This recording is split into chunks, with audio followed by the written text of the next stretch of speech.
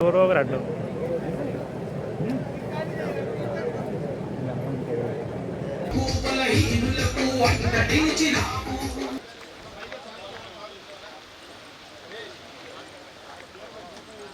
NSP ఉన్నప్పటికీ మనకి LNC నుంచి రావటం వల్ల మనకి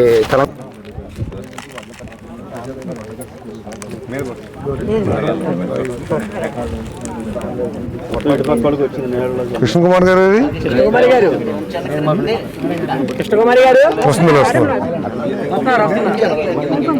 ఎదరికి వెళ్ళకండి అమ్మా, అక్కడ విసిరేయండి, కుంకుమ కూడా విసిరేయండి, కొంచెం పెట్టండి అక్కడ.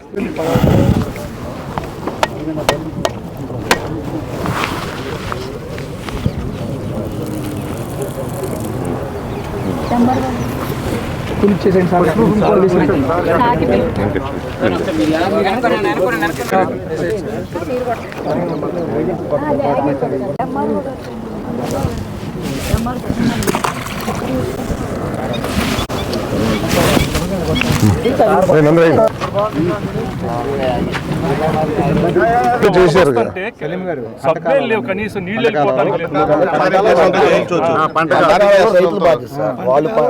చేసుకో.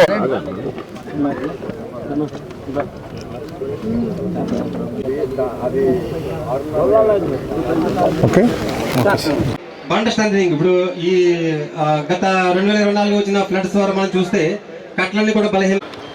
సభకు నమస్కారం సార్. మన NSP canal Nuzvid major, Bapulapadu నుంచి నూజివీడు మేజర్. ఈ నూజివీడు పెద్ద చెరువుకి 2 తూములు ఉన్నాయి. చిన్న తూము మనం ఇక్కడ చిన్న తూము దగ్గరలో ఉన్నాం. పెద్ద మంత్రిగా చెరువుల సమస్యలు ఏమంటే చెప్పండి సార్. ఎవరైనా నీటి సంఘాల ప్రతినిధులు, ప్రెసిడెంట్లు కానీ వైస్ ప్రెసిడెంట్లు కానీ వాళ్ళ యొక్క రోజుల్లో మేము వర్క్స్ ఏమేమి ఉన్నాయో ఐడెంటిఫై చేయడం, ఫీల్డ్ ఆఫీసర్స్ అందరూ కూడా, ఏఈలు అందరూ కూడా లోకల్ నీటి సంఘాల వారితో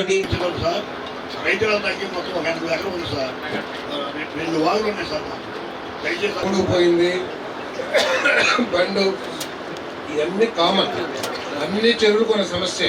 సో ప్రతి నీటి సంఘం అధ్యక్షులు చెప్పాల్సిన పని లేదు. ఇప్పుడు దీని మీద అధికారుల భద్రత, నీటి సంఘాల బాధ్యత అనే కార్యక్రమాన్ని కూటమి ప్రభుత్వం చంద్రబాబు నాయుడు గారి నాయకత్వంలో ఈ రోజు నుంచి ప్రారంభించింది. దీంట్లో ఏంటంటే 5 రోజులు ఈ ఎన్ఆర్జీఎస్ వర్క్స్ని, ఈ గ్రౌండ్ వాటర్ లెవెల్ని పెంచడానికి చేయాల్సిన పనులు, అదేవిధంగా చెరువుల్ని ఆక్రమణ తొలగించటం, పూడికలు తీసివేయటం, దాన్ని కట్టుదిట్టమైన కట్టలు వేయటం. సో వీటిని లక్ష్యంగా చేసుకుని ఎన్ఆర్జీఎస్ వర్కుల్ని 5 రోజులు ఐడెంటిఫై చేస్తారు. ఏదైతే ఐడెంటిఫై చేశారో ఎన్ఆర్జీఎస్ కింద కాకుండా ఏదైనా నిధులు కావాల్సి వస్తే ప్రభుత్వం వాటిని పరిశీలించి మరి నిధులు కూడా శాంక్షన్ చేస్తానికి ఒక ఆలోచన చేస్తుంది ప్రభుత్వం. ఏదైతే గుర్తించారో పనులు ఈ 5 రోజుల్లో అన్ని గ్రామాల్లో అన్ని నీటి సంఘాల అధ్యక్షులు, ఆ పనుల్ని 80 రోజుల్లో పూర్తి చేసే విధంగా ఒక కార్యాచరణని రూపొందిస్తున్నాం. మరి మన నియోజకవర్గంలో దాదాపు 38 ఎంఐ ట్యాంకులు, కొన్ని వందల పిఆర్ ట్యాంకులు ఉన్నాయి.